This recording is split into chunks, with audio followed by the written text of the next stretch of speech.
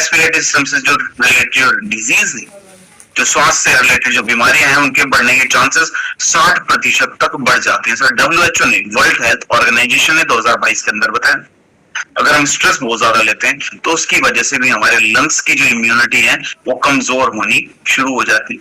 तो इसलिए स्ट्रेस के ऊपर तो कंट्रोल करना बहुत ज्यादा जरूरी है। तो आयुर्वेद क्या कहता है? आयुर्वेद यही कहता है कि जो अस्थमा की समस्या हमारे शरीर के अंदर होती है वो वात दोष और कफ दोष के असंतुलन की वजह से हमारे शरीर के अंदर होती है। तो सबसे ज्यादा जरूरी है कि हम अपने शरीर के अंदर वात दोष और कफ दोष को संतुलित करें। तो अस्थमा रोग को बनाने के लिए आयुर्वेद के ज्ञान को हमने यूटिलाइज किया। जब वसा का हमने इसके अंदर यूज किया, कांतकारी, तुलसी है, मुलेठी है, श्वास हर की प्रक्रिया के ऊपर आधारित है कि हमारा जो रेस्पिरेटरी सिस्टम है वो बेहतर तरीके से काम करे, जो श्वास है बेहतर तरीके से हमारे लंग्स तक पहुंच सके।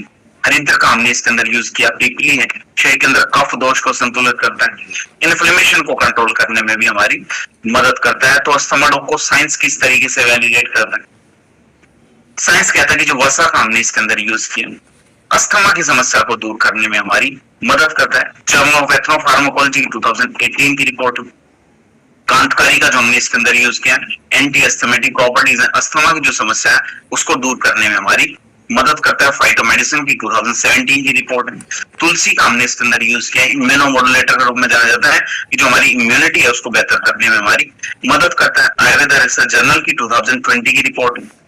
मुलेठी का हमने इसके अंदर यूज किया, हमारे शरीर के अंदर जो एयरवेज है, एयरवेज के अंदर जो इन्फ्लेमेशन उत्पन्न हो जाती है उसको रिड्यूस करने में हमारी मदद करता है। जर्नल ऑफ मेडिसिनल फूड की 2019 की रिपोर्ट है। हरिद्र का हमने इसके अंदर यूज किया, एंटी इन्फ्लामेटरी प्रॉपर्टीज है, इन्फ्लेमेशन को कंट्रोल करने में हमारी मदद करता है। तो अस्थमा रोग क्यों अलग है? क्योंकि न केवल हमारी एयरवेज को क्लियर करने में मदद करता है, हमारी रोग प्रतिरोधक क्षमता को बढ़ाने में भी हमारी मदद करेगा। मल्टीपल हर्ब्स का कॉम्बिनेशन है जो कि हमारे रेस्पिरेटरी सिस्टम को, श्वसन तंत्र को बेहतर बनाने में भी हमारी मदद करता है।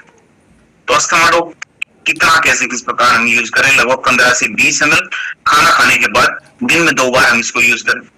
लगातार 8 से 12 हफ्ते तक हमें इसको यूज करने की आवश्यकता है। साथ साथ प्राणायाम करें, जैसे अनुलोम विलोम प्राणायाम है, कपालभाति है, नाड़ी शोधन है ना, बहुत तरीके के प्राणायाम है।